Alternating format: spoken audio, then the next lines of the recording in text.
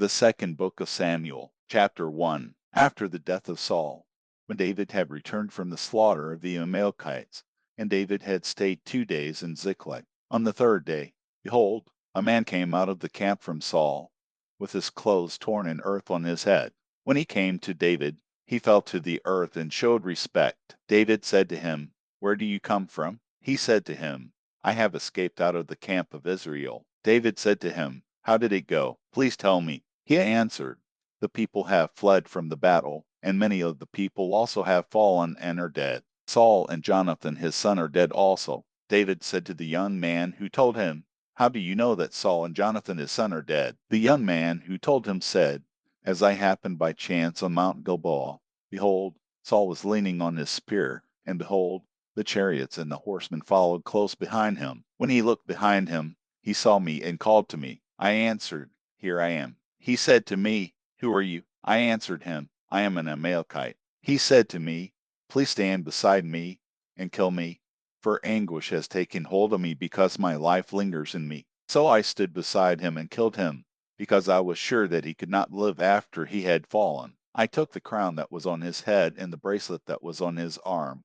and have brought them here to my lord." Then David took hold on his clothes and tore them, and all the men who were with him did likewise. They mourned, wept, and fasted until evening for Saul and for Jonathan his son, and for the people of the Lord, and for the house of Israel, because they had fallen by the sword. David said to the young man who told him, "Where are you from?" He answered, "I am the son of a foreigner, an Amalekite." David said to him, "Why were you not afraid to stretch out your hand to destroy the Lord anointed?" David called one of the young men and said, "Go near and cut him down." He struck him so that he died. David said to him, "Your blood be on your head, for your mouth has testified against you, saying, 'I have slain the Lord anointed.'" David lamented with this lamentation over Saul and over Jonathan his son. And he commanded them to teach the children of Judah the song of the bow. Behold, it is written in the book of Jashar, "Your glory, Israel, was slain on your high places. How the mighty have fallen. Don't tell it in Gath. Don't publish it in the streets of Ashkelon,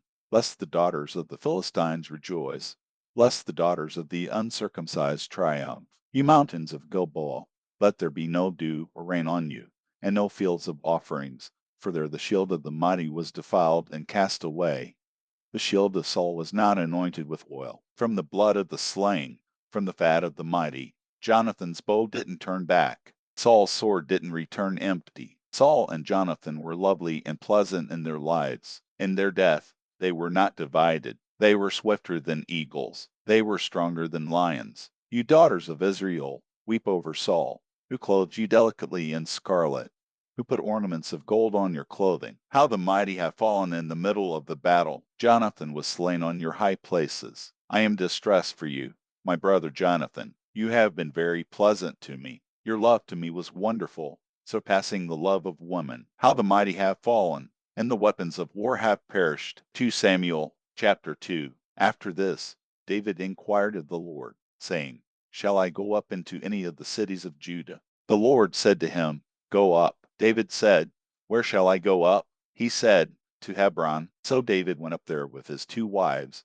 Ahinoam the Jezreelitess, and Abigail the wife of Nabal the Carmelite. David brought up his men who were with him, every man with his household. They lived in the cities of Hebron. The men of Judah came, and there they anointed David king over the house of Judah. They told David, "The men of Jabesh Gilead were those who buried Saul." David sent messengers to the men of Jabesh Gilead, and said to them, "Blessed are you by the Lord, that you have shown this kindness to your Lord, even to Saul, and have buried him. Now may the Lord show loving kindness and truth to you. I also will reward you for this kindness, because you have done this thing. Now therefore let your hands be strong, and be valiant, for Saul your Lord is dead, and also the house of Judah have anointed me king over them." Now Abner the son of Ner, captain of Saul's army, had taken Ishbosheth the son of Saul, and brought him over to Mahanaim. He made him king over Gilead, over the Asherites, over Jezreel, over Ephraim, over Benjamin,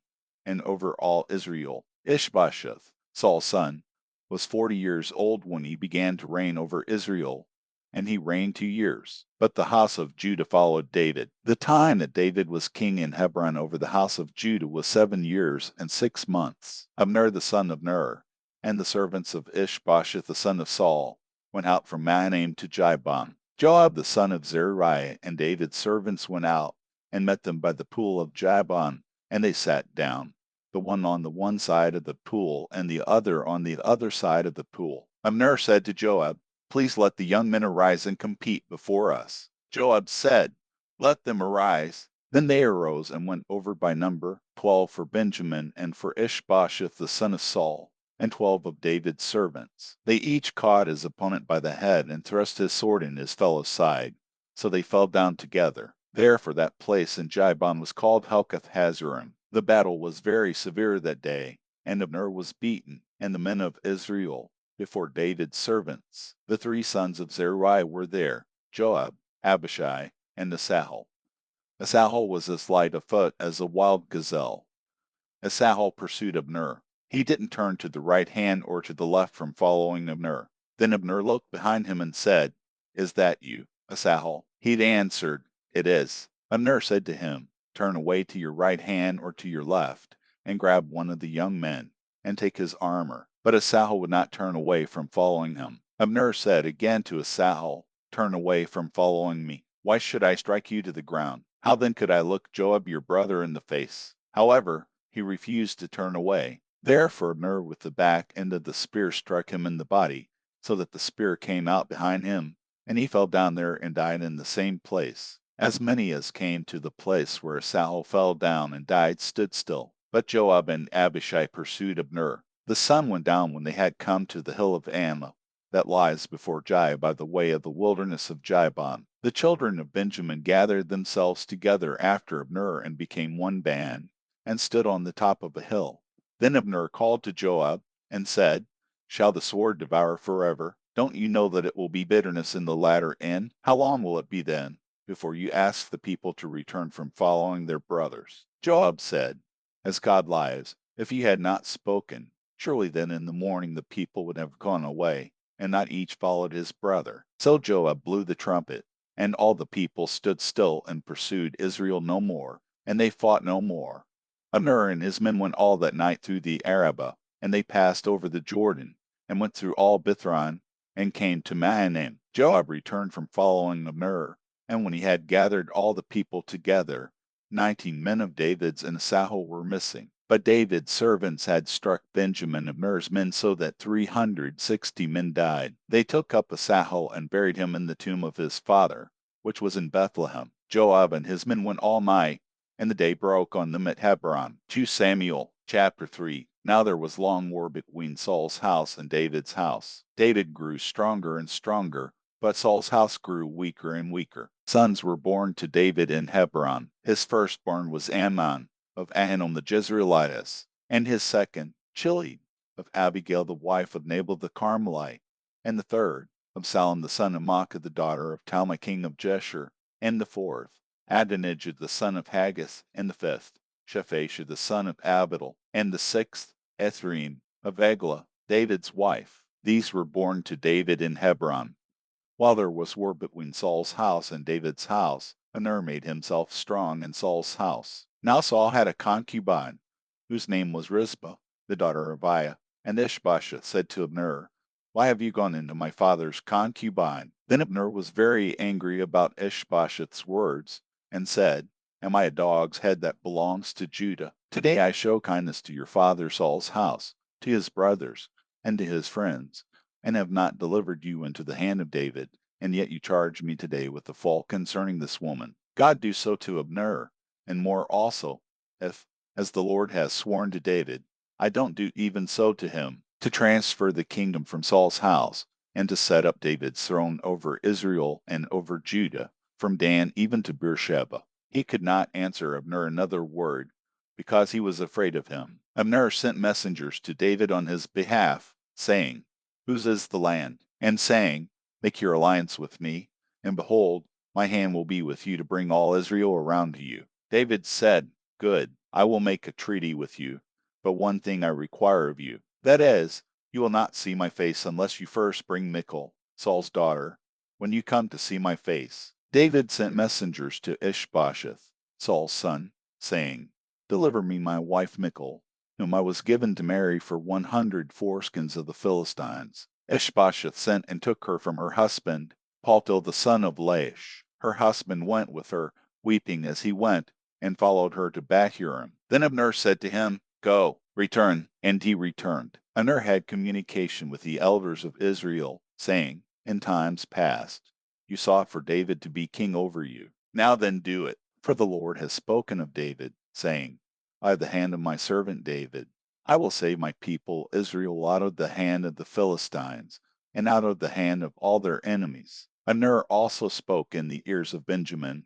and Abner went also to speak in the ears of David in Hebron all that seemed good to Israel and to the whole house of Benjamin. So Abner came to David to Hebron, and 20 men with him. David made Abner and the men who were with him a feast. Abner said to David, I will rise and go, and will gather all Israel to my lord the king, that they may make a covenant with you, and that you may reign over all that your soul desires. David sent Abner away, and he went in peace. Behold, David's servants and Joab came from a raid and brought in a great plunder with them. But Abner was not with David in Hebron, for he had sent him away, and he had gone in peace. When Joab and all the army who was with him had come, they told Joab, Abner the son of Ner came to the king, and he has sent him away, and he has gone in peace. Then Joab came to the king and said, What have you done? Behold, Abner came to you. Why is it that you have sent him away, and he is already gone? You know Abner the son of Ner. He came to deceive you, and to know your going out and your coming in, and to know all that you do. When Joab had come out from David, he sent messengers after Abner, and they brought him back from the well of Sirah, but David didn't know it. When Abner had returned to Hebron, Joab took him aside into the middle of the gate to speak with him quietly, and struck him there in the body, so that he died for the blood of Asahel his brother. Afterward, when David heard it, he said, I and my kingdom are guiltless before the Lord forever of the blood of Abner the son of Ner. Let it fall on the head of Joab and on all his father's house. Let there not fail from the house of Joab one who has a discharge, or who is a leper, or who leans on a staff, or who falls by the sword, or who lacks bread. So Joab and Abishai his brother killed Abner, because he had killed their brother Asahel at Jibon in the battle. David said to Joab and to all the people who were with him, Tear your clothes, and clothe yourselves with sackcloth, and mourn in front of Abner. King David followed the bier. They buried Abner in Hebron, and the king lifted up his voice and wept at Abner's grave, and all the people wept.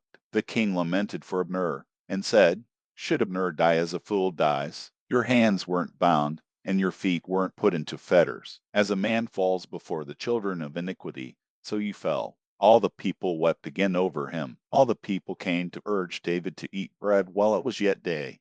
But David swore, saying, God do so to me, and more also, if I taste bread or anything else, until the sun goes down. All the people took notice of it, and it pleased them, as whatever the king did pleased all the people. So all the people and all Israel understood that day that it was not of a king to kill Abner the son of Ner. The king said to his servants, Don't you know that a prince and a great man has fallen today in Israel? I am weak today, though anointed king. These men, the sons of Zeruiah, are too hard for me. May the Lord reward the evildoer according to his wickedness. 2 Samuel chapter 4. When Saul's son heard that Abner was dead in Hebron, his hands became feeble, and all the Israelites were troubled. Saul's son had 2 men who were captains of raiding bands. The name of one was Baanah, and the name of the other Rechab, the sons of Rimmon the Beerothite, of the children of Benjamin, for Beeroth also is considered a part of Benjamin. And the Beerothites fled to Gittaim, and have lived as foreigners there until today.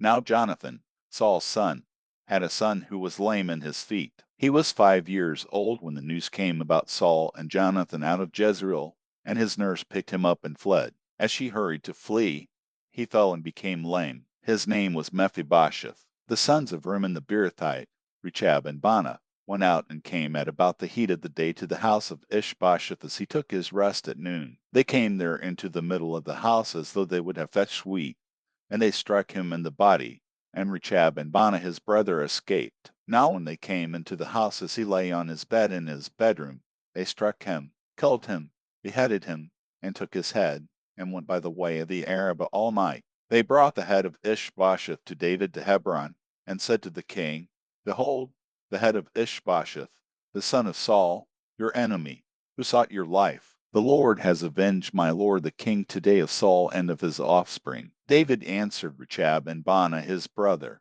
the sons of Rimmon the Beerothite, and said to them, As the Lord lives, who has redeemed my soul out of all adversity. When someone told me, Behold, Saul is dead, thinking that he brought good news, I seized him and killed him in Ziklag, which was the reward I gave him for his news. How much more, when wicked men have slain a righteous person in his own house on his bed, should I not now require his blood from your hand, and rid the earth of you? David commanded his young men, and they killed them, cut off their hands and their feet, and hanged them up beside the pool in Hebron. But they took the head of Ishbosheth and buried it in Abner's grave in Hebron. 2 Samuel chapter 5. Then all the tribes of Israel came to David at Hebron and spoke, saying, Behold, we are your bone and your flesh. In times past, when Saul was king over us, it was you who led Israel out and in. The Lord said to you, You will be shepherd of my people Israel, and you will be prince over Israel. So all the elders of Israel came to the king to Hebron, and King David made a covenant with them in Hebron before the Lord, and they anointed David king over Israel. David was 30 years old when he began to reign, and he reigned 40 years. In Hebron he reigned over Judah 7 years and 6 months, and in Jerusalem he reigned 33 years over all Israel and Judah. The king and his men went to Jerusalem against the Jebusites, the inhabitants of the land, who spoke to David, saying, The blind and the lame will keep you out of here, thinking, David can't come in here. Nevertheless, David took the stronghold of Zion. This is David's city. David said on the day, Whoever strikes the Jebusites, let him go up to the watercourse and strike those lame and blind, who are hated by David's soul. Therefore they say, The blind and the lame can't come into the house. David lived in the stronghold and called it David's city. David built around from Millo and inward. David grew greater and greater, for the Lord, the God of armies, was with him. Hiram king of Tyre sent messengers to David with cedar trees, carpenters, and masons, and they built David a house. David perceived that the Lord had established him king over Israel, and that he had exalted his kingdom for his people Israel's sake. David took more concubines and wives for himself out of Jerusalem after he had come from Hebron, and more sons and daughters were born to David. These are the names of those who were born to him in Jerusalem: Shammua, Shobab, Nathan, Solomon, Ibhar, Elishua, Nepheg, Japhia, Elishama, Eliada, and Eliphalet. When the Philistines heard that they had anointed David king over Israel, all the Philistines went up to seek David. But David heard about it and went down to the stronghold. Now the Philistines had come and spread themselves in the valley of Rephaim. David inquired of the Lord, saying, Shall I go up against the Philistines? Will you deliver them into my hand? The Lord said to David, Go up, for I will certainly deliver the Philistines into your hand. David came to Baal-perazim, and David struck them there. Then he said, The Lord has broken my enemies before me, like the breach of waters. Therefore he called the name of that place Baal-perazim. They left their images there, and David and his men took them away. The Philistines came up yet again and spread themselves in the valley of Rephaim. When David inquired of the Lord, he said, You shall not go up. Circle around behind them and attack them in front of the mulberry trees. When you hear the sound of marching in the tops of the mulberry trees, then stir yourself up, for then the Lord has gone out before you to strike the army of the Philistines. David did so, as the Lord commanded him, and struck the Philistines all the way from Geba to Jezer. 2 Samuel chapter 6. David again gathered together all the chosen men of Israel, 30,000. David arose and went with all the people who were with him from Baal-Judah, to bring up from their God's ark, which is called by the name, even the name of the Lord of armies who sits above the cherubim. They set God's ark on a new cart, and brought it out of Abinadab's house that was on the hill, and Uzzah and Ahio, the sons of Abinadab, drove the new cart. They brought it out of Abinadab's house which was in the hill, with God's ark, and Ahio went before the ark. David and all the house of Israel played before the Lord with all kinds of instruments made of cypress wood, with harps, with stringed instruments, with tambourines, with castanets, and with cymbals. When they came to the threshing floor of Nacon, Uzzah reached for God's ark and took hold of it, for the cattle stumbled. The Lord's anger burned against Uzzah, and God struck him there for his error, and he died there by God's ark. David was displeased because the Lord had broken out against Uzzah, and he called that place Perez Uzzah to this day. David was afraid of the Lord that day, and he said, "How could the Lord ark come to me?" So David would not move the Lord ark to be with him in David's city, but David carried it aside into Obed-Edom the Gittite's house. The Lord ark remained in Obed-Edom the Gittite's house 3 months, and the Lord blessed Obed-Edom and all his house. King David was told, "The Lord has blessed the house of Obed-Edom and all that belongs to him, because of God's ark."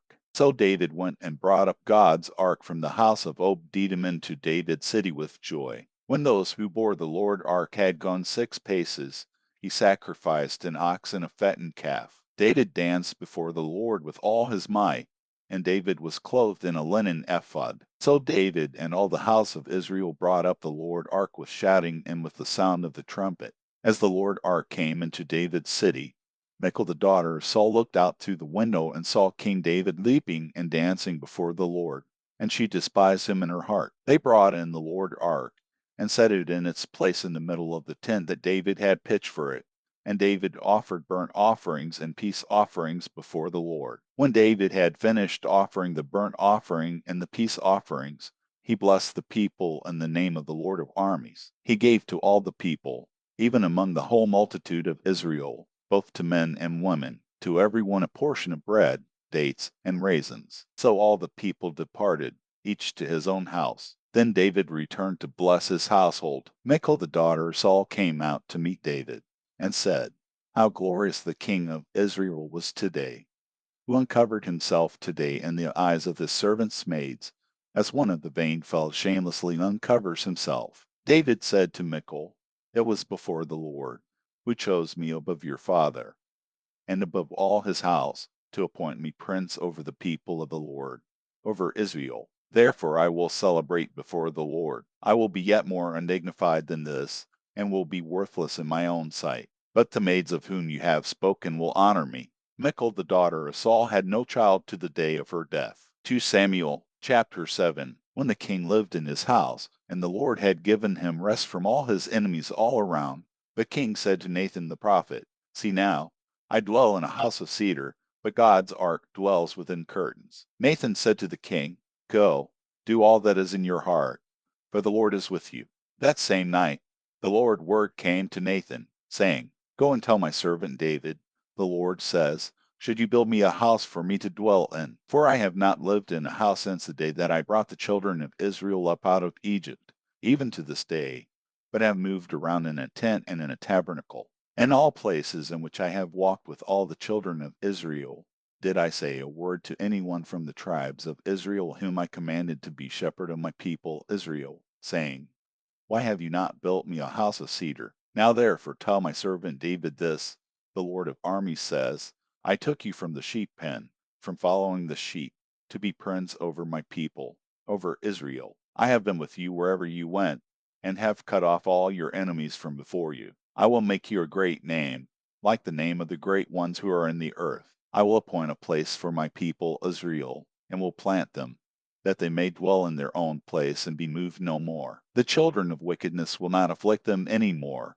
as at the first, and as from the day that I commanded judges to be over my people Israel. I will cause you to rest from all your enemies. Moreover, the Lord tells you that the Lord will make you a house. When your days are fulfilled and you sleep with your fathers, I will set up your offspring after you, who will proceed out of your body, and I will establish his kingdom. He will build a house for my name, and I will establish the throne of his kingdom forever. I will be his father, and he will be my son. If he commits iniquity, I will chasten him with the rod of men and with the stripes of the children of men. But my loving kindness will not depart from him, as I took it from Saul, whom I put away before you.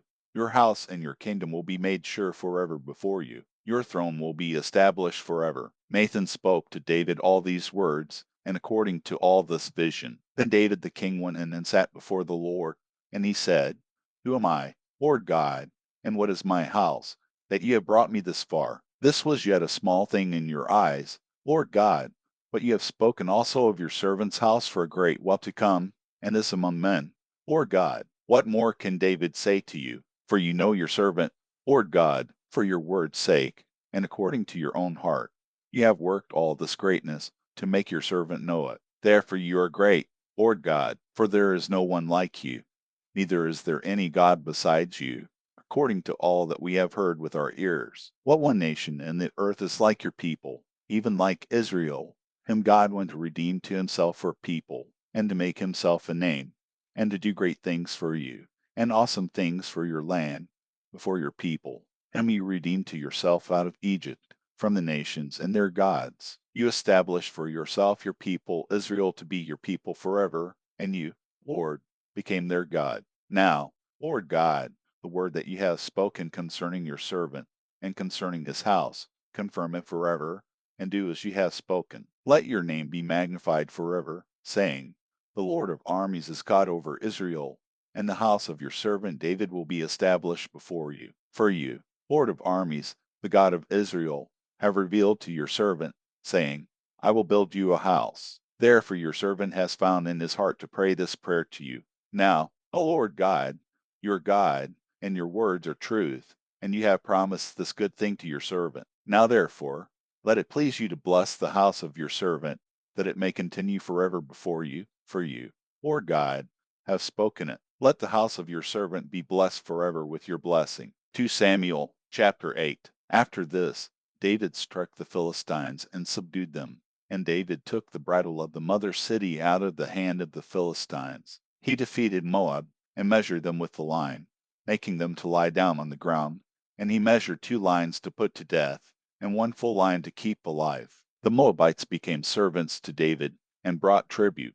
David also struck Hadades the son of Rehob, king of Zobah, as he went to recover his dominion at the river. David took from him 1,700 horsemen and 20,000 footmen. David hamstrung the chariot horses, but reserved enough of them for 100 chariots. When the Syrians of Damascus came to help Hadadezer king of Zobah, David struck 22,000 men of the Syrians. Then David put garrisons in Syria of Damascus, and the Syrians became servants to David, and brought tribute. The Lord gave victory to David wherever he went. David took the shields of gold that were on the servants of Hadadezer, and brought them to Jerusalem, from Beta and from Berotai, cities of Hadadezer. King David took a great quantity of bronze. When Toi, king of Hamath, heard that David had struck all the army of Hadadezer, then Toi sent Joram his son to King David to greet him and to bless him, because he had fought against Hadadezer and struck him. For Hadadezer had wars with Toi. Joram brought with him vessels of silver, vessels of gold, and vessels of bronze. King David also dedicated these to the Lord, with the silver and gold that he dedicated of all the nations which he subdued, of Syria, of Moab, of the children of Ammon, of the Philistines, of Amalek, and of the plunder of Hadadezer, son of Rehob, king of Zobah. David earned a reputation when he returned from striking down 18,000 men of the Syrians in the valley of Salt. He put garrisons in Edom. Throughout all Edom he put garrisons, and all the Edomites became servants to David. The Lord gave victory to David wherever he went. David reigned over all Israel, and David executed justice and righteousness for all his people. Joab the son of Zeruiah was over the army. Jehoshaphat the son of Ahilud was recorder. Zadok the son of Ahitub and Ahimelech the son of Abiathar were priests. Sariah was scribe. Benaiah the son of Jehoiada was over the Cherethites and the Pelethites, and David's sons were chief ministers. 2 Samuel chapter 9. David said, Is there yet any who is left of Saul's house, that I may show him kindness for Jonathan's sake? There was of Saul's house a servant whose name was Ziba, and they called him to David. And the king said to him, Are you Ziba? He said, I am your servant. The king said, Is there not yet any of Saul's house, that I may show the kindness of God to him? Ziba said to the king, Jonathan still has a son, who is lame in his feet. The king said to him, Where is he? Ziba said to the king, Behold, he is in the house of Machir the son of Ammiel, in Lo-debar. Then King David sent and brought him out of the house of Machir the son of Ammiel from Lo-debar. Mephibosheth, the son of Jonathan, the son of Saul, came to David, fell on his face, and showed respect. David said, Mephibosheth.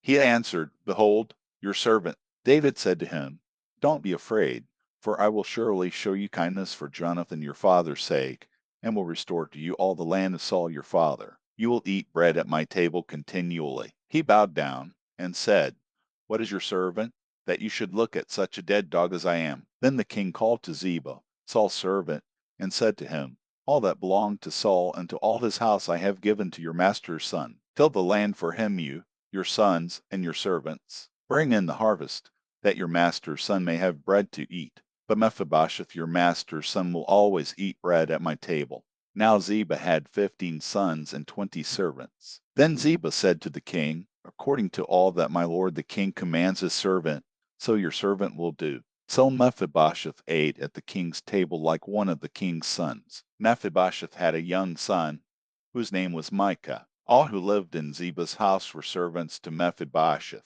So Mephibosheth lived in Jerusalem, for he ate continually at the king's table. He was lame in both his feet. 2 Samuel chapter 10. After this, the king of the children of Ammon died, and Hanan his son reigned in his place. David said, I will show kindness to Hanan the son of Nash, as his father showed kindness to me. So David sent by his servants to comfort him concerning his father. David's servants came into the land of the children of Ammon. But the princes of the children of Ammon said to Hanan their lord, Do you think that David honors your father, and that he has sent comforters to you? Hasn't David sent his servants to you to search the city, to spy it out, and to overthrow it? So Hanan took David's servants, shaved off one half of their beards, and cut off their garments in the middle, even to their buttocks, and sent them away. When they told David this, he sent to meet them, for the men were greatly ashamed. The king said, Wait at Jericho until your beards have grown, and then return. When the children of Ammon saw that they had become odious to David, the children of Ammon sent and hired the Syrians of Beth-rehob and the Syrians of Zilbah, 20,000 footmen, and the king of Maacah with 1,000 men, and the men of Tob 12,000 men. When David heard of it, he sent Joab and all the army of the mighty men. The children of Ammon came out and put the battle in array at the entrance of the gate. The Syrians of Zobah and of Rehob and the men of Tob and Maacah were by themselves in the field. Now when Joab saw that the battle was set against him before and behind, he chose of all the choice men of Israel and put them in array against the Syrians. The rest of the people he committed into the hand of Abishai his brother, and he put them in array against the children of Ammon. He said, If the Syrians are too strong for me, then you shall help me. But if the children of Ammon are too strong for you, then I will come and help you. Be courageous, and let's be strong for our people and for the cities of our God, and may the Lord do what seems good to him. So Joab and the people who were with him came near to the battle against the Syrians, and they fled before him. When the children of Ammon saw that the Syrians had fled, they likewise fled before Abishai, and entered into the city. Then Joab returned from the children of Ammon and came to Jerusalem. When the Syrians saw that they were defeated by Israel, they gathered themselves together. Hadaezer sent and brought out the Syrians who were beyond the river, and they came to Helam, with Shobach the captain of the army of Hadaezer at their head. David was told that, and he gathered all Israel together, passed over the Jordan, and came to Helam. The Syrians set themselves in array against David and fought with him. The Syrians fled before Israel, and David killed 700 charioteers of the Syrians and 40,000 horsemen,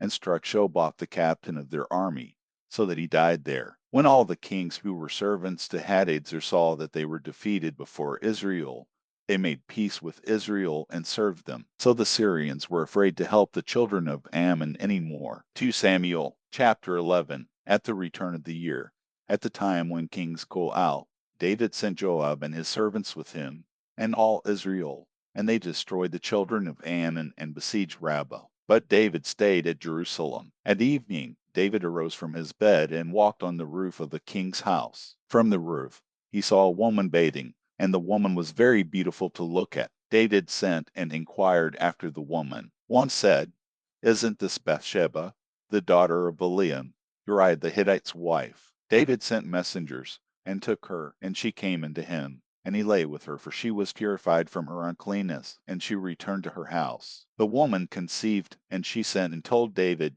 and said, I am with child. David sent to Joab, Send me Uriah the Hittite. Joab sent Uriah to David. When Uriah had come to him, David asked him how Joab did, and how the people fared, and how the war prospered. David said to Uriah, Go down to your house and wash your feet. Uriah departed out of the king's house, and a gift from the king was sent after him. But Uriah slept at the door of the king's house with all the servants of his lord, and didn't go down to his house. When they had told David, saying, Uriah didn't go down to his house, David said to Uriah, Haven't you come from a journey? Why didn't you go down to your house? Uriah said to David, The ark, Israel, and Judah are staying in tents, and my lord Joab and the servants of my lord are encamped in the open field. Shall I then go into my house to eat and to drink, and to lie with my wife? As you live, and as your soul lives, I will not do this thing. David said to Uriah, Stay here today also, and tomorrow I will let you depart. So Uriah stayed in Jerusalem that day and the next day. When David had called him,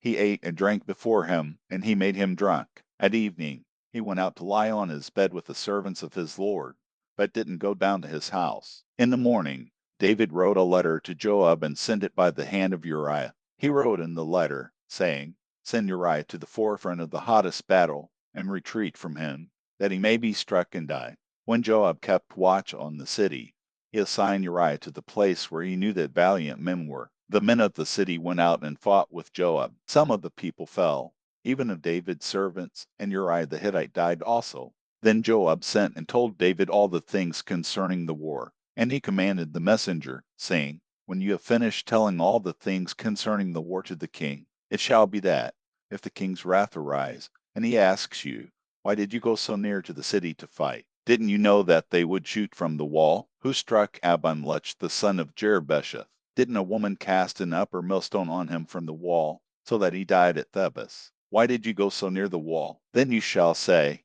Your servant Uriah the Hittite is also dead. So the messenger went, and came and showed David all that Joab had sent him for. The messenger said to David, The men prevailed against us, and came out to us into the field, and we were on them even to the entrance of the gate. The shooter shot at your servants from off the wall, and some of the king's servants are dead, and your servant Uriah the Hittite is also dead. Then David said to the messenger, Tell Joab, Don't let this thing displease you, for the sword devours one as well as another. Make your battle stronger against the city, and overthrow it. Encourage him. When Uriah's wife heard that Uriah her husband was dead, she mourned for her husband. When the mourning was past, David sent and took her home to his house, and she became his wife and bore him a son. But the thing that David had done displeased the Lord. 2 Samuel chapter 12. The Lord sent Nathan to David. He came to him and said to him, There were two men in one city, the one rich, and the other poor. The rich man had very many flocks and herds, but the poor man had nothing, except one little ewe lamb, which he had bought and raised. It grew up together with him and with his children. It ate of his own food, drank of his own cup, and lay in his bosom, and was like a daughter to him. A traveler came to the rich man, and he didn't want to take of his own flock and of his own herd to prepare for the wayfaring man who had come to him, but took the poor man's lamb and prepared it for the man who had come to him. David's anger burned hot against the man, and he said to Nathan, As the Lord lives, the man who has done this deserves to die. He must restore the lamb fourfold, because he did this thing and because he had no pity. Nathan said to David, You are the man. This is what the Lord, the God of Israel, says, I anointed you king over Israel, and I delivered you out of the hand of Saul. I gave you your master's house and your master's wives into your bosom, and gave you the house of Israel and of Judah. And if that would have been too little, I would have added to you many more such things. Why have you despised the Lord's word, to do that which is evil in his sight? You have struck Uriah the Hittite with the sword, have taken his wife to be your wife, and have slain him with the sword of the children of Ammon. Now therefore the sword will never depart from your house, because you have despised me and have taken Uriah the Hittite's wife to be your wife. This is what the Lord says, Behold, I will raise up evil against you out of your own house, and I will take your wives before your eyes and give them to your neighbor, and he will lie with your wives in the sight of this sun. For you did this secretly, but I will do this thing before all Israel and before the sun. David said to Nathan, I have sinned against the Lord. Nathan said to David, The Lord also has put away your sin. you will not die. However, because by this deed you have given great occasion to the Lord enemies to blaspheme, the child also who is born to you will surely die. Then Nathan departed to his house. The Lord struck the child that Uriah's wife bore to David, and he was very sick. David therefore begged God for the child, and David fasted, and went in and lay all night on the ground. The elders of his house arose beside him to raise him up from the earth, but he would not, and he didn't eat bread with them. On the seventh day the child died. David's servants were afraid to tell him that the child was dead, for they said, "Behold, while the child was yet alive, we spoke to him, and he didn't listen to our voice. How will he then harm himself if we tell him that the child is dead?" But when David saw that his servants were whispering together, David perceived that the child was dead.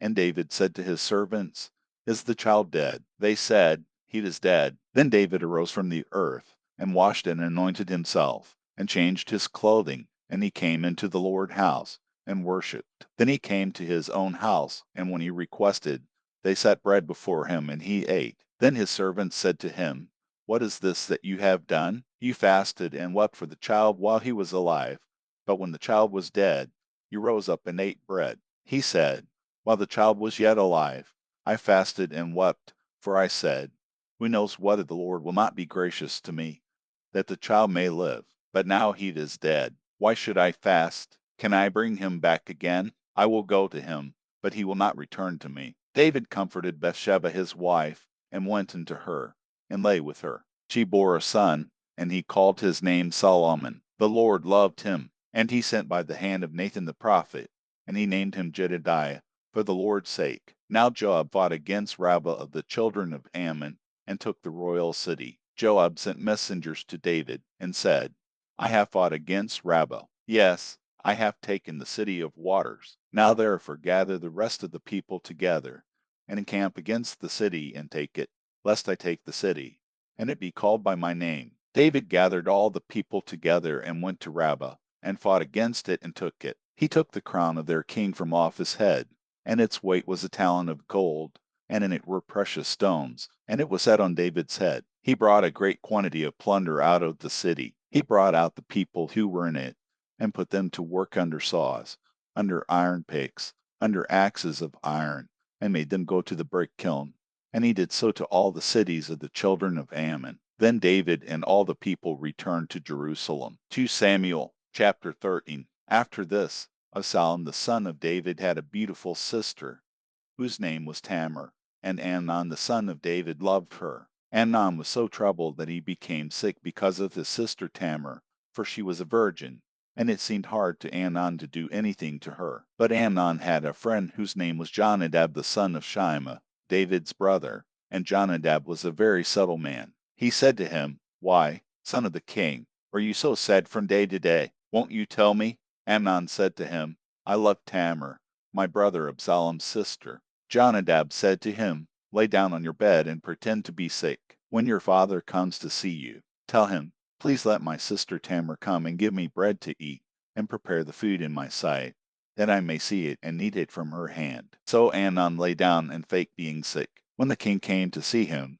Amnon said to the king, "Please let my sister Tamar come and make me a couple of cakes in my sight, that I may eat from her hand." Then David sent home to Tamar, saying, "Go now to your brother Amnon's house, and prepare food for him." So Tamar went to her brother Amnon's house, and he was lying down. She took dough, heated it, made cakes in his sight, and baked the cakes. She took the pan and poured them out before him, but he refused to eat. Amnon said, "Have all men leave me." Then every man went out from him. Amnon said to Tamar, "Bring the food into the room, that I may eat from your hand." Tamar took the cakes which she had made, and brought them into the room to Amnon her brother. When she had brought them near to him to eat, he took hold of her and said to her, "Come, lie with me, my sister." She answered him, "No, my brother, do not force me, for no such thing ought to be done in Israel.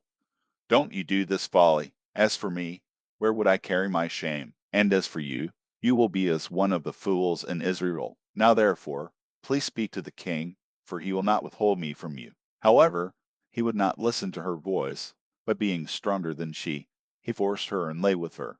Then Amnon hated her with exceedingly great hatred, for the hatred with which he hated her was greater than the love with which he had loved her. Amnon said to her, Arise, be gone. She said to him, Not so, because this great wrong and sending me away is worse than the other that you did to me. But he would not listen to her. Then he called his servant who ministered to him, and said, Now put this woman out from me, and bolt the door after her. She had a garment of various colors on her, for the king's daughters, who were virgins dressed in such robes. Then his servant brought her out and bolted the door after her. Tamar put ashes on her head, and tore her garment of various colors that was on her, and she laid her hand on her head and went her way, crying aloud as she went. Absalom her brother said to her, Has Ammon your brother been with you? But now hold your peace, my sister. He is your brother. Don't take this thing to heart. So Tamar remained desolate in her brother Absalom's house. But when King David heard of all these things, he was very angry. Absalom spoke to Amnon neither good nor bad, for Absalom hated Amnon, because he had forced his sister Tamar. After 2 full years, Absalom had sheep shears in Baal Hazor, which is beside Ephraim, and Absalom invited all the king's sons. Absalom came to the king and said, See now, your servant has sheep shearers. Please let the king and his servants go with your servant. The king said to Absalom, No, my son, let's not all go, lest we be burdensome to you. He pressed him, however, he would not go, but blessed him. Then Absalom said, If not, please let my brother Amnon go with us. The king said to him, Why should he go with you? But Absalom pressed him, and he let Amnon and all the king's sons go with him. Absalom commanded his servants, saying, Mark now, when Amnon's heart is merry with wine, and when I tell you, strike Amnon, then kill him. Don't be afraid. Haven't I commanded you? Be courageous and be valiant. The servants of Absalom did to Amnon as Absalom had commanded. Then all the king's sons arose, and every man got up on his mule and fled.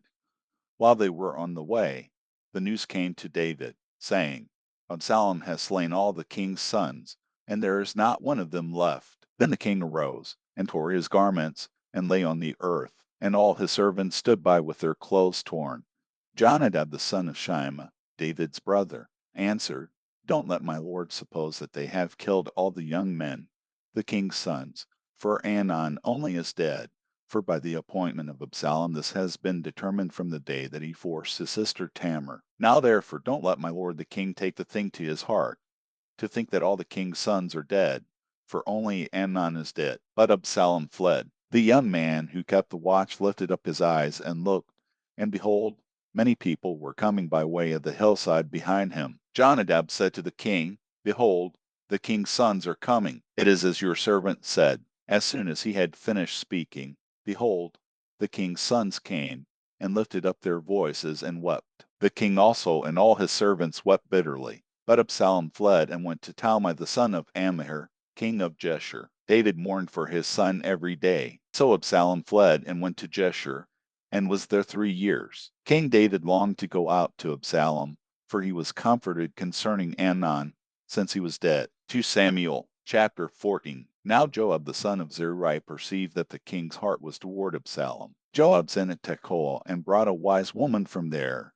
and said to her, Please act like a mourner, and put on mourning clothing, please, and don't anoint yourself with oil, but be as a woman who has mourned a long time for the dead. Go unto the king and speak like this to him. So Joab put the words in her mouth. When the woman of Tekoa spoke to the king, she fell on her face to the ground, showed respect, and said, Help, O king. The king said to her, What ails you? She answered, Truly I am a widow, and my husband is dead. Your servant had 2 sons, and they both fought together in the field, and there was no one to part them, but the one struck the other and killed him. Behold, the whole family has risen against your servant, and they say, Deliver him who struck his brother, that we may kill him for the life of his brother whom he killed, and so destroy the heir also. Thus they would quench my coal which is left, and would leave to my husband neither name nor remainder on the surface of the earth.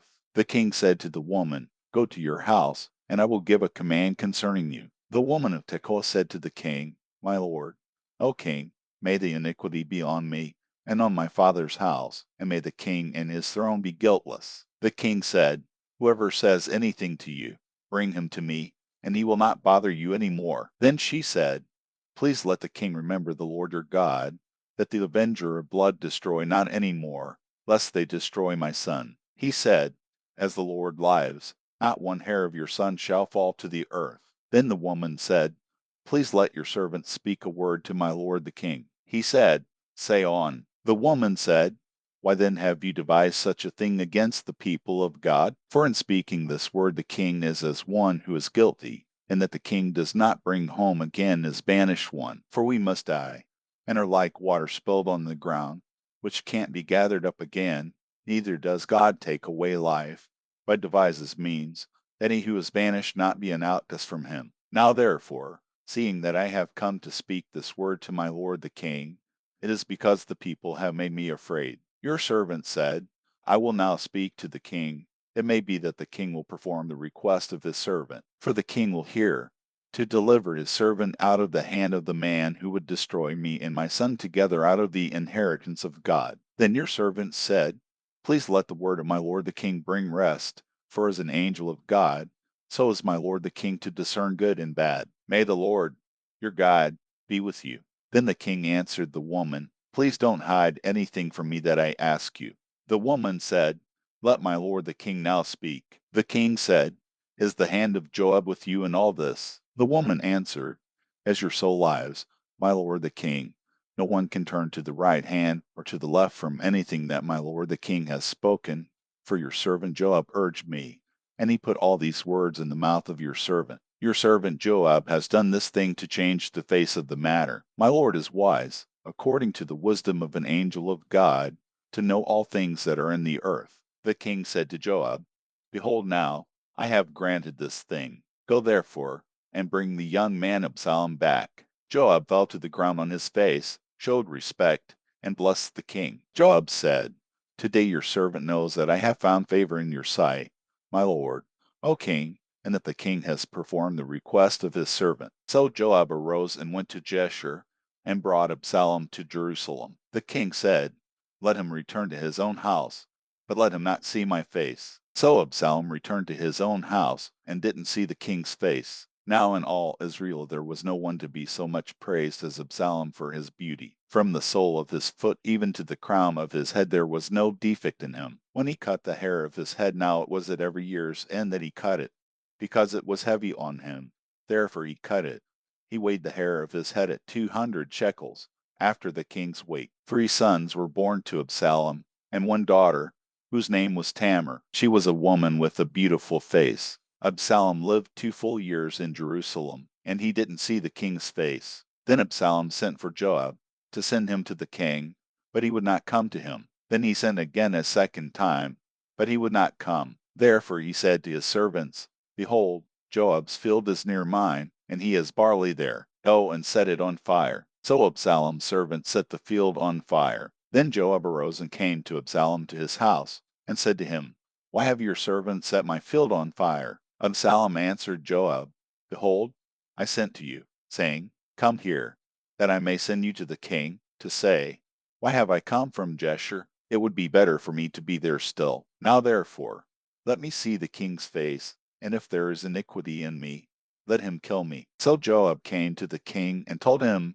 and when he had called for Absalom, he came to the king and bowed himself on his face to the ground before the king, and the king kissed Absalom. 2 Samuel chapter 15.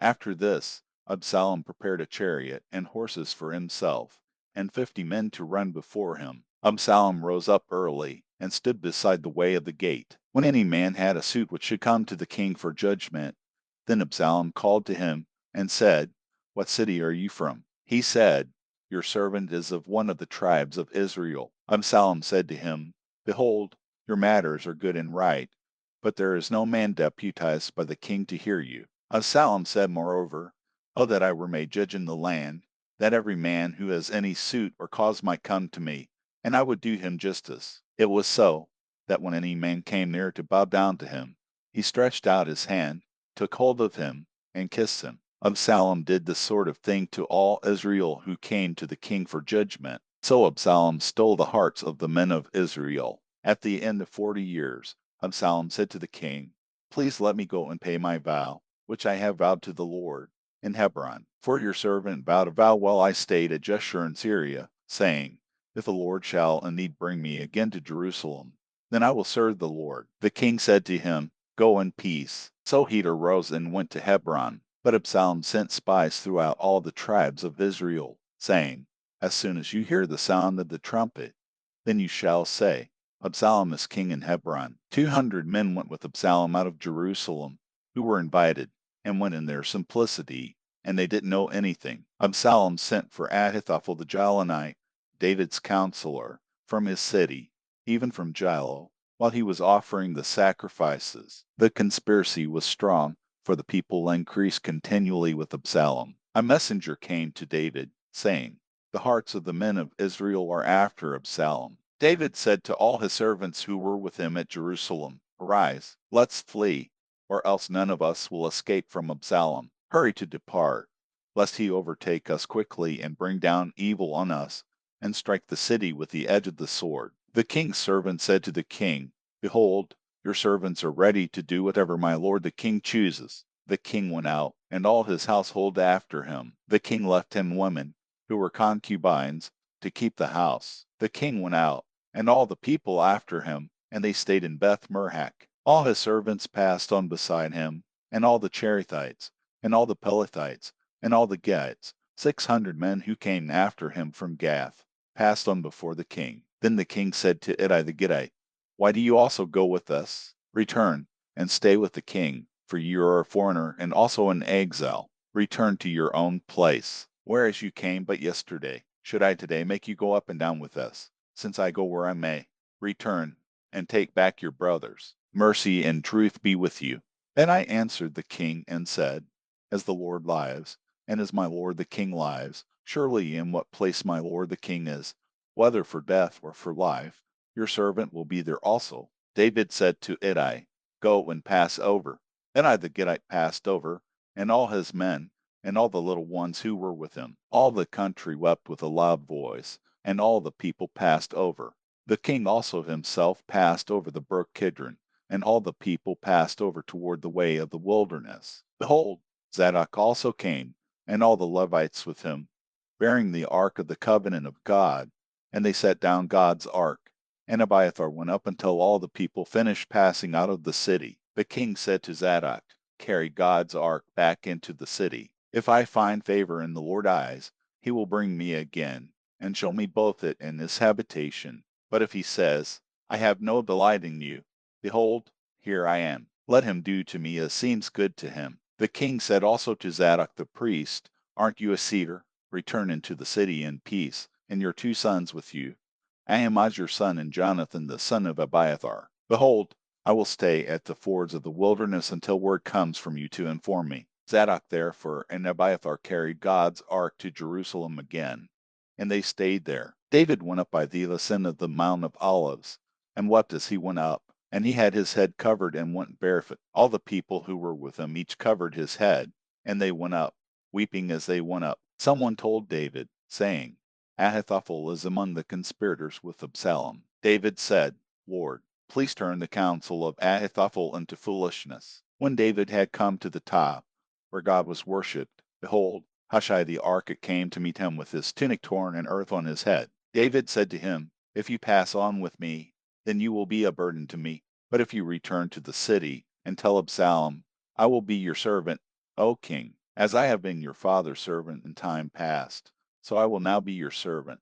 Then you will defeat for me the counsel of Ahithophel. Don't you have Zadok and Abiathar the priests there with you? Therefore, whatever you hear out of the king's house, tell it to Zadok and Abiathar the priests. Behold, they have there with them their 2 sons, Ahimaaz, Zadok's son, and Jonathan, Abiathar's son. Send to me everything that you shall hear by them. So Hushai, David's friend, came into the city, and Absalom came into Jerusalem. 2 Samuel chapter 16. When David was a little past the top, behold, Ziba the servant of Mephibosheth met him with a couple of donkeys saddled, and on them 200 loaves of bread, and 100 clusters of raisins, and 100 summer fruits, and a container of wine. The king said to Ziba, What do you mean by these? Ziba said, The donkeys are for the king's household to ride on, and the bread and summer fruit for the young men to eat. and the wine, that those who are faint in the wilderness may drink. The king said,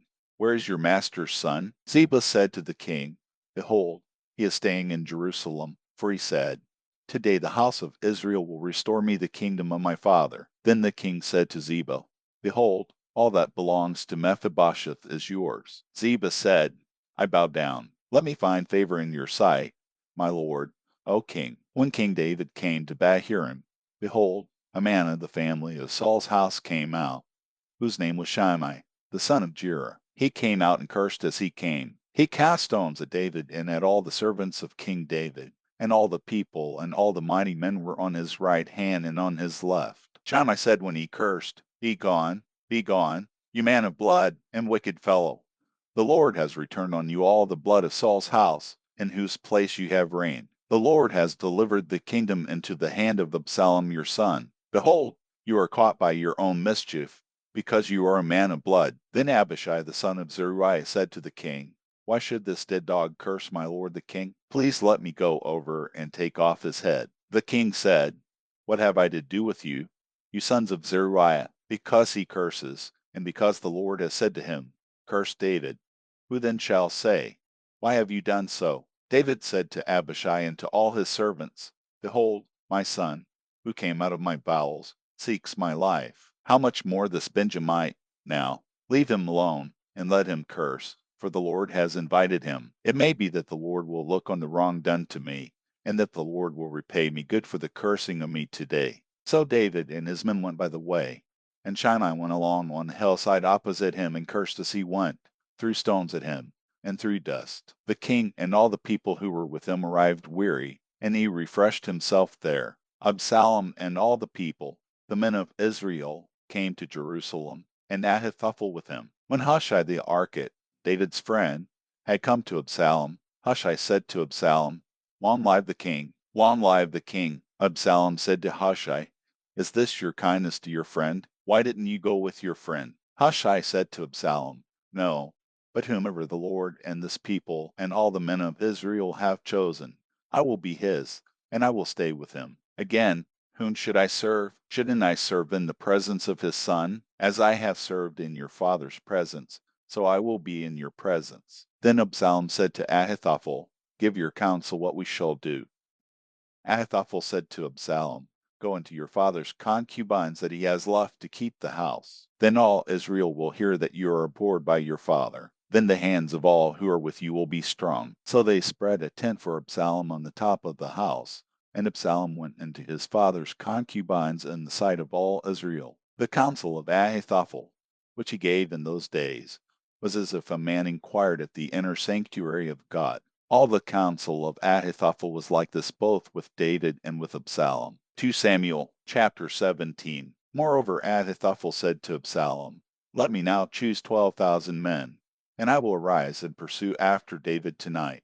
I will come on him while he is weary and exhausted, and will make him afraid. All the people who are with him will flee. I will strike the king only, and I will bring back all the people to you. The man whom you seek is as if all returned. All the people shall be in peace. The saying pleased Absalom well, and all the elders of Israel. Then Absalom said, Now call Hushai the Archite also, and let's hear likewise what he says. When Hushai had come to Absalom, Absalom spoke to him, saying, Ahithophel has spoken like this. Shall we do what he says? If not, speak up. Hushai said to Absalom, The counsel that Ahithophel has given this time is not good. Hushai said, Moreover, you know your father and his men, that they are mighty men, and they are fierce in their minds, like a bear robbed of her cubs in the field. Your father is a man of war, and will not lodge with the people. Behold, he is now hidden in some pit, or in some other place. It will happen, when some of them have fallen at the first, that whoever hears it will say, There is a slaughter among the people who follow Absalom, even he who is valiant, whose heart is as the heart of a lion, will utterly melt. For all Israel knows that your father is a mighty man, and those who are with him are valiant men. But I counsel that all Israel be gathered together to you, from Dan even to Beersheba, as the sand that is by the sea for multitude, and that you go to battle in your own person. So we will come on him in some place where he will be found, and we will light on him as the dew falls on the ground. and we will not leave so much as one of him and of all the men who are with him. Moreover, if he has gone into a city, then all Israel will bring ropes to the city, and we will draw it into the river until there isn't one small stone found there. Absalom and all the men of Israel said, the counsel of Hushai the Archite is better than the counsel of Ahithophel. For the Lord had ordained to defeat the good counsel of Ahithophel, to the intent that the Lord might bring evil on Absalom. Then Hushai said to Zadok and to Abiathar the priests, Ahithophel counseled Absalom and the elders of Israel that way, and I have counseled this way. Now therefore send quickly, and tell David, saying, don't lodge tonight at the fords of the wilderness, but by all means pass over, lest the king be swallowed up, and all the people who are with him. Now Jonathan and Ahimaaz were staying by Enrogel, and a female servant used to go and report to them. And they went and told King David, for they couldn't risk being seen coming into the city. But a boy saw them, and told Absalom. Then they both went away quickly and came to the house of a man in Bahurim, who had a well in his court, and they went down there. The woman took and spread the covering over the well's mouth, and spread out crushed grain on it, and nothing was known. Absalom's servants came to the woman to the house, and they said, where are Ahimaaz and Jonathan? The woman said to them, they have gone over the brook of water. When they had sought and could not find them, they returned to Jerusalem. After they had departed, they came up out of the well and went and told King David.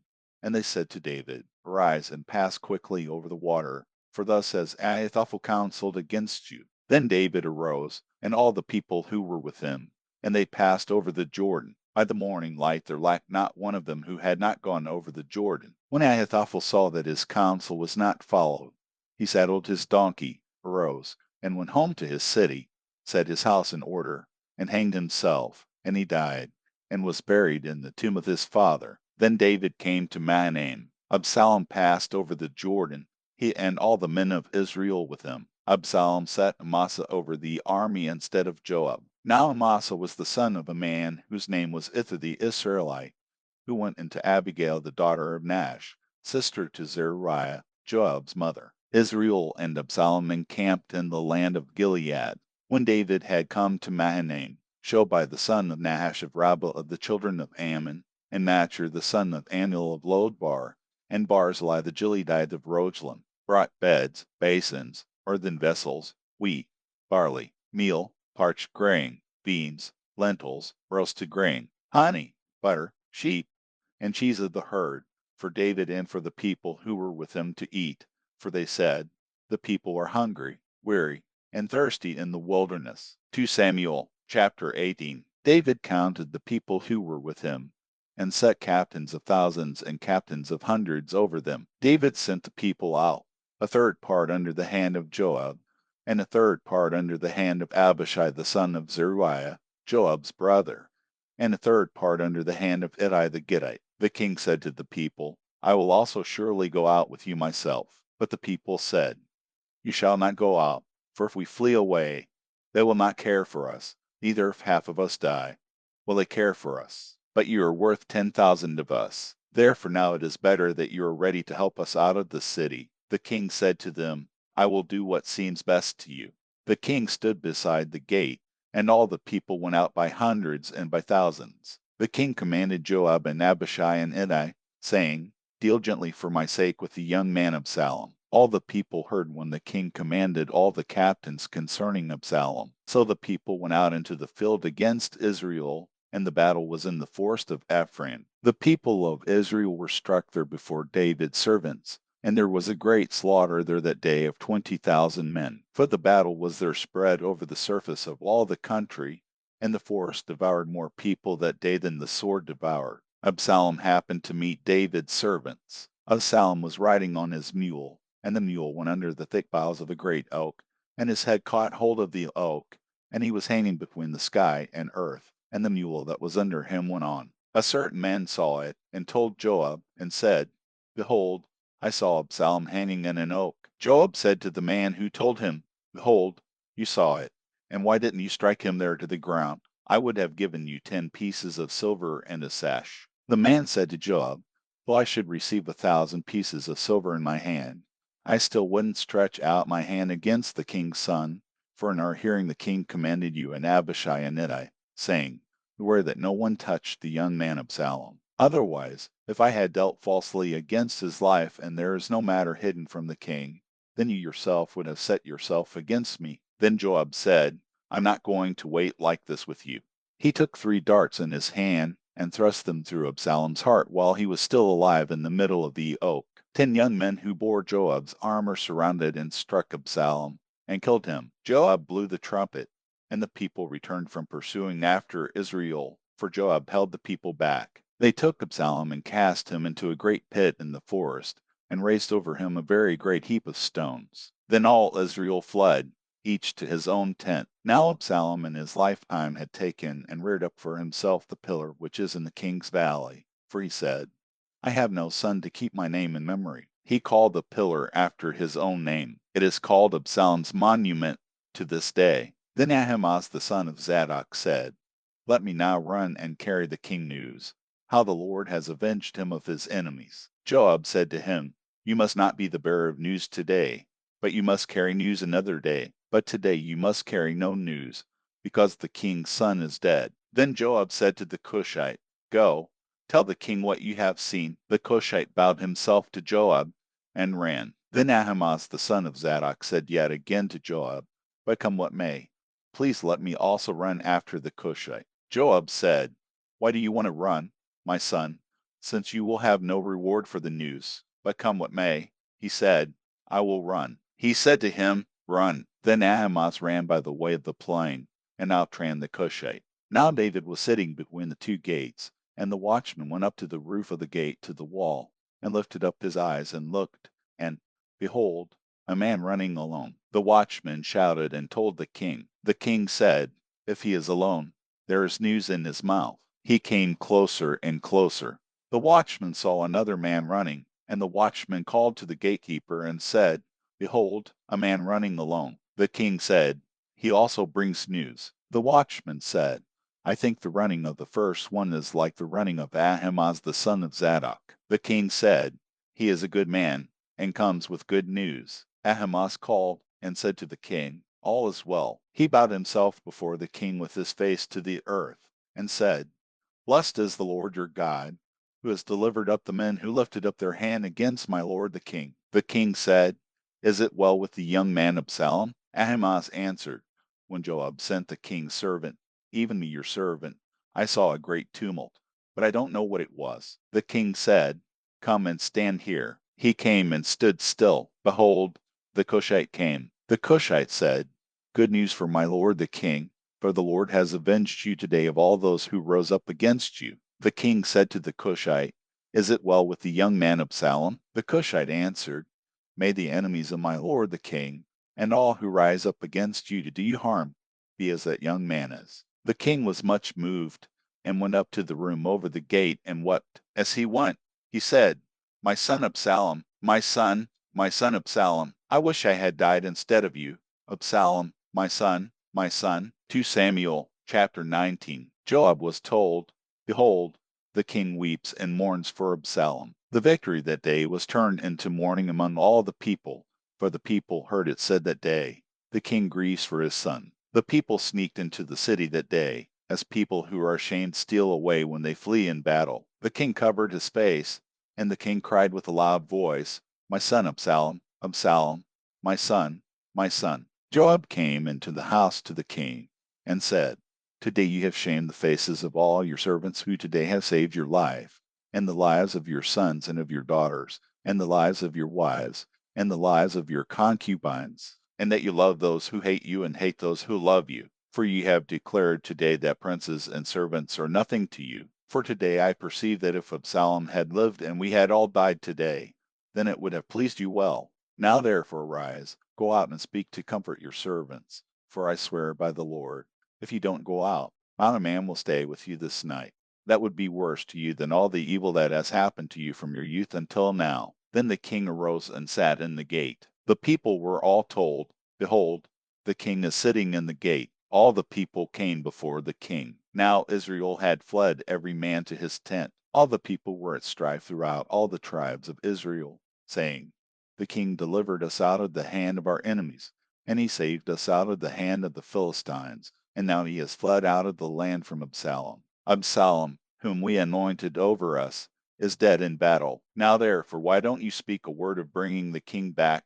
King David sent Zadok and to Abiathar the priest, saying, Speak to the elders of Judah, saying, Why are you the last to bring the king back to his house, since the speech of all Israel has come to the king, to return him to his house? You are my brothers, you are my bone and my flesh. Why then are you the last to bring back the king? Say to Amasa, Aren't you my bone and my flesh? God do so to me, and more also, if you aren't captain of the army before me continually instead of Joab. He bowed the heart of all the men of Judah, even as one man, so that they sent to the king, saying, Return, you and all your servants. So the king returned, and came to the Jordan. Judah came to Gilgal, to go to meet the king, to bring the king over the Jordan. Shimei the son of Gera, the Benjamite, who was of Bahurim, hurried and came down with the men of Judah to meet King David. There were 1,000 men of Benjamin with him, and Ziba the servant of Saul's house, and his 15 sons, and his 20 servants with him. And they went through the Jordan in the presence of the king. A ferry boat went to bring over the king's household, and to do what he thought good. Shimei the son of Gera fell down before the king when he had come over the Jordan. He said to the king, Don't let my lord impute iniquity to me, or remember that which your servant did perversely the day that my lord the king went out of Jerusalem, that the king should take it to his heart. For your servant knows that I have sinned. Therefore, behold, I have come today as the first of all the house of Joseph to go down to meet my lord the king. But Abishai the son of Zeruiah answered, Shouldn't Shimei be put to death for this, because he cursed the Lord anointed? David said, What have I to do with you, you sons of Zeruiah, that you should be adversaries to me today? Shall any man be put to death today in Israel? For don't I know that I am king over Israel today? The king said to Shimei, You will not die. The king swore to him. Mephibosheth the son of Saul came down to meet the king, and he had neither groomed his feet, nor trimmed his beard, nor washed his clothes, from the day the king departed until the day he came home in peace. When he had come to Jerusalem to meet the king said to him, Why didn't you go with me, Mephibosheth? He answered, My lord, O king, my servant deceived me. For your servant said, I will saddle a donkey for myself, that I may ride on it and go with the king, because your servant is lame. He has slandered your servant to my lord the king, but my lord the king is as an angel of God. Therefore do what is good in your eyes. For all my father's house were but dead men before my lord the king, yet you set your servant among those who ate at your own table. What right therefore have I yet that I should appeal any more to the king? The king said to him, Why do you speak any more of your matters? I say, you and Ziba divide the land. Mephibosheth said to the king, Yes, let him take all, because my lord the king has come in peace to his own house. Barzillai the Gileadite came down from Rogelim, and he went over the Jordan with the king to conduct him over the Jordan. Now Barzillai was a very aged man, even 80 years old. He had provided the king with sustenance while he stayed at Mahanaim, for he was a very great man. The king said to Barzillai, Come over with me, and I will sustain you with me in Jerusalem. Barzillai said to the king, How many are the days of the years of my life, that I should go up with the king to Jerusalem? I am 80 years old today. Can I discern between good and bad? Can your servant taste what I eat or what I drink? Can I hear the voice of singing men and singing women any more? Why then should your servant be a burden to my lord the king? Your servant will just go over the Jordan with the king. Why should the king repay me with such a reward? Please let your servant turn back again, that I may die in my own city, by the grave of my father and my mother. But behold, your servant Chimham, let him go over with my lord the king, and do to him what shall seem good to you. The king answered, Chimham shall go over with me, and I will do to him that which shall seem good to you. Whatever you request of me, that I will do for you. All the people went over the Jordan, and the king went over.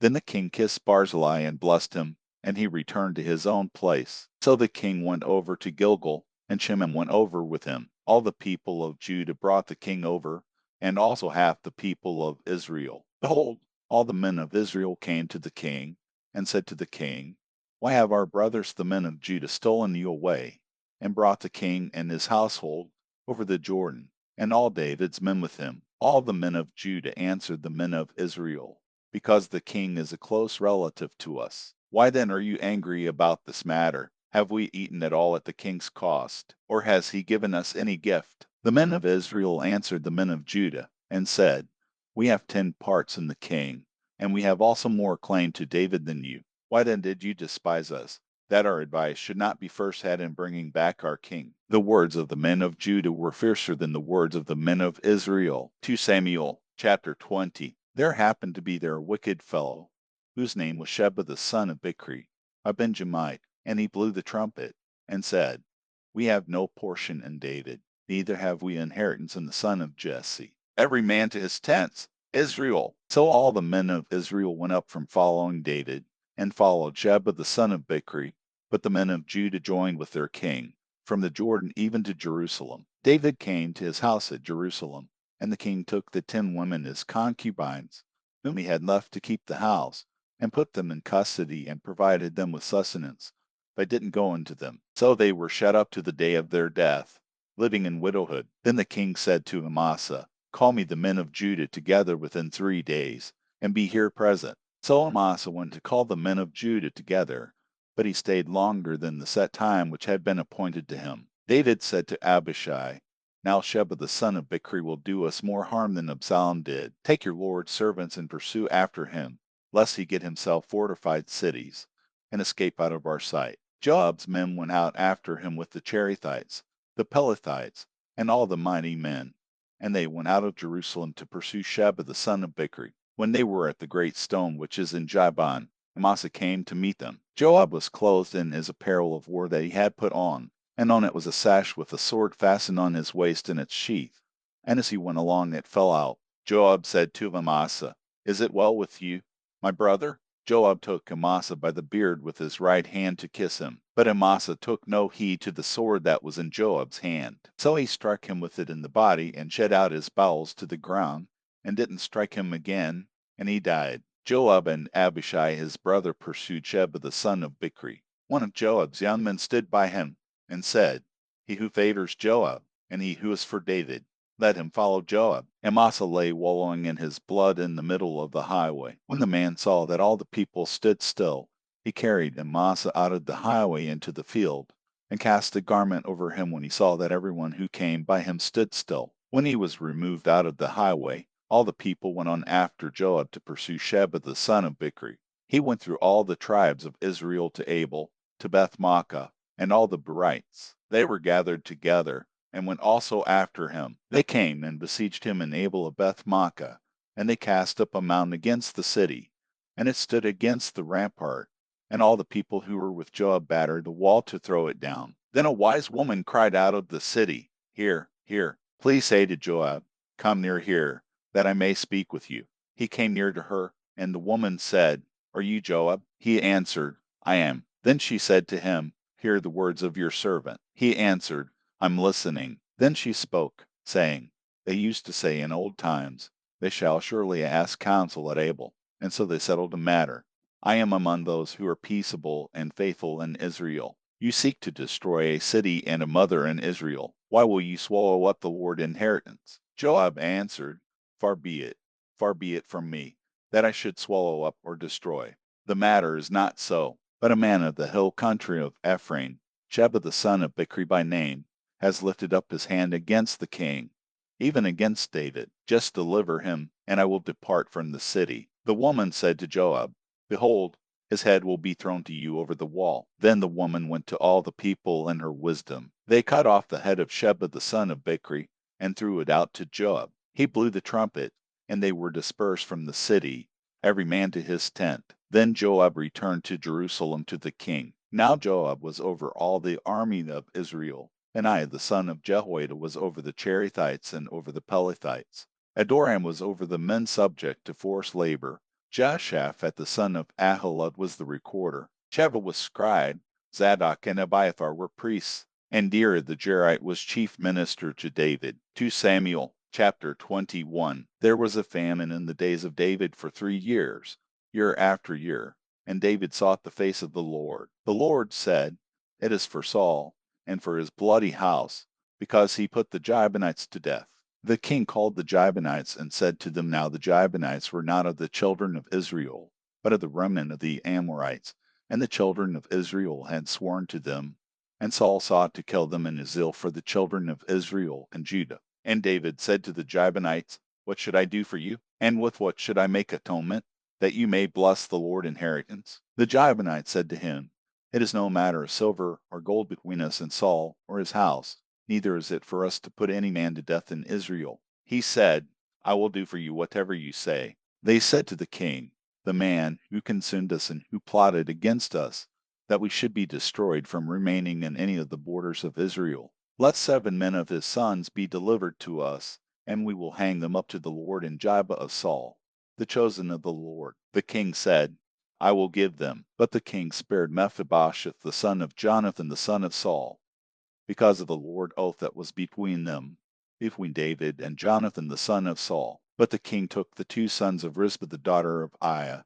whom she bore to Saul, Armoni and Mephibosheth, and the 5 sons of Merab the daughter of Saul, whom she bore to Adriel the son of Barzillai the Mahalathite. He delivered them into the hands of the Gibeonites, and they hanged them on the mountain before the Lord. And all 7 of them fell together. They were put to death in the days of harvest, in the first days, at the beginning of barley harvest. Rizpah the daughter of Aiah took sackcloth and spread it for herself on the rock from the beginning of harvest until water poured on them from the sky. She allowed neither the birds of the sky to rest on them by day, nor the animals of the field by night. David was told what Rizpah the daughter of Aiah, the concubine of Saul, had done. So David went and took the bones of Saul and the bones of Jonathan his son from the men of Jabesh Gilead, who had stolen them from the street of Bethshan, where the Philistines had hanged them in the day that the Philistines killed Saul in Gilboa. And he brought up from there the bones of Saul and the bones of Jonathan his son. They also gathered the bones of those who were hanged.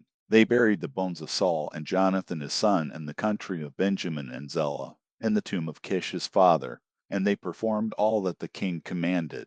After that, God answered prayer for the land. The Philistines had war again with Israel, and David went down, and his servants with him, and fought against the Philistines. David grew faint, and Ishbosheth, who was of the sons of the giant, the weight of whose spear was 300 shekels of bronze in weight, he being armed with a new sword, thought he would kill David. But Abishai the son of Zeruiah helped him, and struck the Philistine and killed him. Then the men of David swore to him, saying, Don't go out with us to battle any more, so that you don't quench the lamp of Israel. After this, there was again war with the Philistines at Gob. Then Sibbecai the Hushathite killed Saph, who was of the sons of the giant. There was again war with the Philistines at Gob, and Elhanan the son of Joachim the Bethlehemite killed Goliath the Gittite's brother, the staff of whose spear was like a weaver's beam. There was again war at Gath, where there was a man of great stature, who had 6 fingers on every hand and 6 toes on every foot,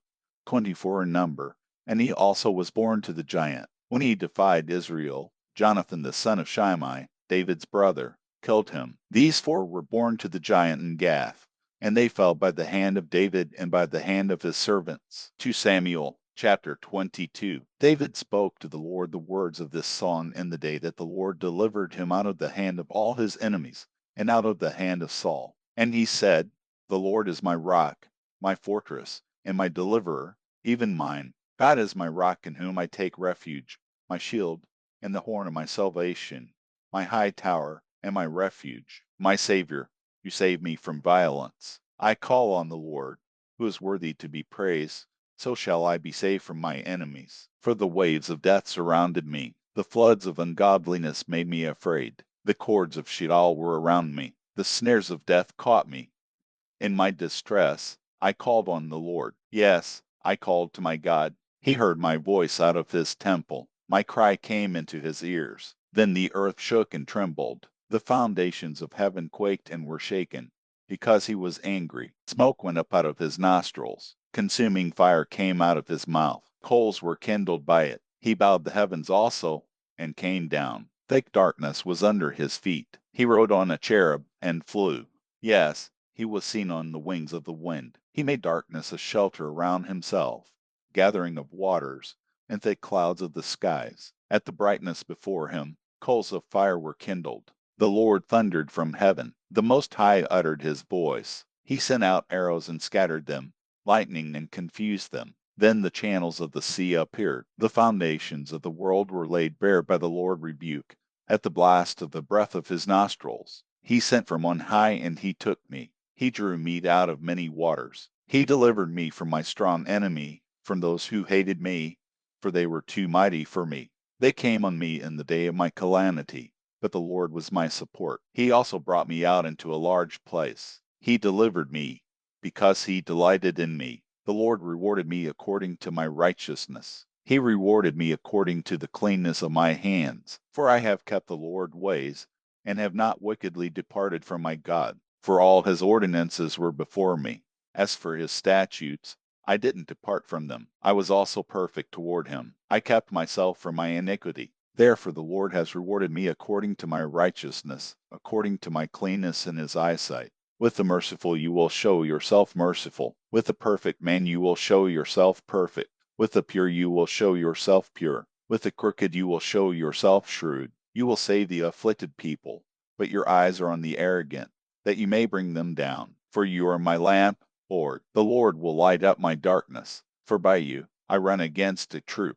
By my God I leap over a wall. As for God, his way is perfect. The Lord's word is tested. He is a shield to all those who take refuge in him. For who is God besides the Lord? Who is a rock besides our God? God is my strong fortress. He makes my way perfect. He makes his feet like hinds' feet, and sets me on my high places. He teaches my hands to war, so that my arms bend a bow of bronze. You have also given me the shield of your salvation. Your gentleness has made me great. You have enlarged my steps under me. My feet have not slipped. I have pursued my enemies and destroyed them. I didn't turn again until they were consumed. I have consumed them and struck them through, so that they can't arise. Yes, they have fallen under my feet. For you have armed me with strength for the battle. You have subdued under me those who rose up against me. You have also made my enemies turn their backs to me, that I might cut off those who hate me. They looked, but there was no one to save, even to the Lord. But he didn't answer them. Then I beat them as small as the dust of the earth. I crushed them as the mire of the streets, and spread them abroad. You also have delivered me from the strivings of my people. You have kept me to be the head of the nations. A people whom I have not known will serve me. The foreigners will submit themselves to me. As soon as they hear of me, they will obey me. The foreigners will fade away, and will come trembling out of their close places. The Lord lives. Blessed be my rock. Exalted be God, the rock of my salvation, even the God who executes vengeance for me, who brings down peoples under me, who brings me away from my enemies. Yes, you lift me up above those who rise up against me. You deliver me from the violent man. Therefore I will give thanks to you, Lord, among the nations, and will sing praises to your name. He gives great deliverance to his king, and shows loving kindness to his anointed, to David and to his offspring forevermore. 2 Samuel chapter 23. Now these are the last words of David. David the son of Jesse says, the man who was raised on high says, the anointed of the God of Jacob, the sweet psalmist of Israel. The Lord's Spirit spoke by me. His word was on my tongue. The God of Israel said, the rock of Israel spoke to me, one who rules over men righteously, who rules in the fear of God, shall be as the light of the morning when the sun rises, a morning without clouds, when the tender grass springs out of the earth, through clear shining after rain. Isn't my house so with God? Yet he has made with me an everlasting covenant, ordered in all things, and sure, for it is all my salvation and all my desire. Won't he make it grow? But all the ungodly will be as thorns to be thrust away, because they can't be taken with the hand. The man who touches them must be armed with iron and the staff of the spear. They will be utterly burned with fire in their place. These are the names of the mighty men whom David had: Josheb-Basheb the Tachimonite, chief of the captains. He was called Adino the Eznite, who killed 800 at one time. After him was Eleazar the son of Dodai the son of an Ahohite, one of the three mighty men with David when they defied the Philistines who were there gathered together to battle. And the men of Israel had gone away. He arose and struck the Philistines until his hand was weary, and his hand froze to the sword. And the Lord worked a great victory that day, and the people returned after him only to take plunder. After him was Shammah the son of Agi the Harite, The Philistines had gathered together into a troop where there was a plot of ground full of lentils, and the people fled from the Philistines. But he stood in the middle of the plot and defended it, and killed the Philistines, and the Lord worked a great victory. 3 of the 30 chief men went down, and came to David in the harvest time to the cave of Adullam, and the troop of the Philistines was encamped in the valley of Rephaim. David was then in the stronghold, and the garrison of the Philistines was then in Bethlehem. David said longingly, "Oh, that someone would give me water to drink from the well of Bethlehem, which is by the gate." The 3 mighty men broke through the army of the Philistines, and drew water out of the well of Bethlehem that was by the gate, and took it and brought it to David. But he would not drink of it, but poured it out to the Lord. He said, "Be it far from me, Lord, that I should do this. Isn't this the blood of the men who risked their lives to go?" Therefore he would not drink it. The 3 mighty men did these things. Abishai, the brother of Joab, the son of Zeruiah, was chief of the 3. He lifted up his spear against 300 and killed them, and had a name among the 3. Wasn't he most honorable of the 3? Therefore he was made their captain. However, he wasn't included as one of the 3. Then I, the son of Jehoiada, the son of a valiant man of Kabzeel, who had done mighty deeds, killed the 2 sons of Ariel of Moab. He also went down and killed a lion in the middle of a pit in a time of snow. He killed a huge Egyptian, and the Egyptian had a spear in his hand. But he went down to him with the staff, and plucked the spear out of the Egyptian's hand, and killed him with his own spear. Then I, the son of Jehoiada, did these things, and had a name among the 3 mighty men. He was more honorable than the 30, but he didn't attain to the 3. David set him over his guard. Asahel the brother of Joab was one of the 30, Elhanan the son of Dodo of Bethlehem, Shammah the Haradite, Elikah the Haradite, Helaz the Paltite, Eri the son of Achish the Tekoite, Abiezer the Anathothite, Mebani the Hushathite, Salmon the Ahohite, Maharai the Netophathite, Helab the son of Bana the Netophathite, Edai the son of Ribai of Jaiba of the children of Benjamin, Benaiah Pirathonite, Hedai of the brooks of Gosh, Abialban the Arbathite, Asmaveth the Barhumite, Holiabah the Shalbanite, the sons of Jashin, Jonathan, Shammah the Hararite, Ahim the son of Sher the Ararite, Elephalet the son of Ahasbai, the son of the Maacathite, Eliam the son of Ahithophel the Gilonite, Hasro the Carmelite, Pari the Arbite, Egil the son of Nathan of Zobah, Bani the Gadite, Zelek the Ammonite, Maharai the Beerothite, armor bearers to Joab the son of Zeruiah, Ira the Ephraite, Gerb the Ephraite, and Uriah the Hittite, 37 in all. 2 Samuel chapter 24. Again the Lord anger burned against Israel, and he moved David against them, saying, "Go, count Israel and Judah." The king said to Joab the captain of the army, who was with him, "Now go back and forth through all the tribes of Israel, from Dan even to Beersheba, and count the people, that I may know the sum of the people." Joab said to the king, "Now may the Lord your God add to the people, however many they may be, 100 times, and may the eyes of my lord the king see it. But why does my lord the king delight in this thing?" Notwithstanding, the king's word prevailed against Joab and against the captains of the army. Joab and the captains of the army went out from the presence of the king to count the people of Israel. They passed over the Jordan and encamped in Aroer, on the right side of the city that is in the middle of the valley of Gad, and to Jazer. Then they came to Gilead and to the land of Tadamhachi, and they came to Danjon and around to Sidon, and came to the stronghold of Tyre, and to all the cities of the Hivites and of the Canaanites, and they went out to the south of Judah, at Beersheba. So when they had gone back and forth through all the land, they came to Jerusalem at the end of 9 months and 20 days. Joab gave up the sum of the counting of the people to the king, and there were in Israel 800,000 valiant men who drew the sword, and the men of Judah were 500,000 men. David's heart struck him after he had counted the people. David said to the Lord, "I have sinned greatly in that which I have done. But now, the Lord, put away, I beg you, the iniquity of your servant, for I have done very foolishly." When David rose up in the morning, the Lord word came to the prophet Gad, David's seer, saying, "Go and speak to David.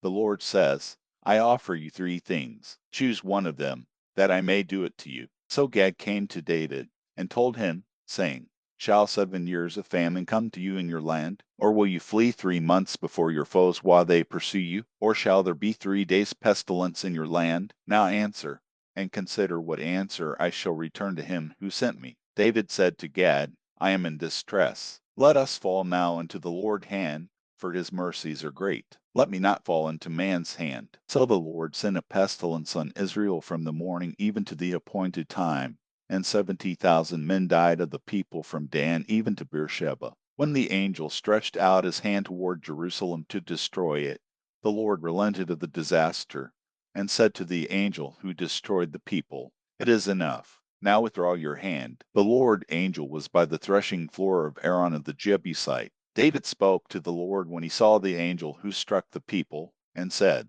Behold, I have sinned, and I have done perversely.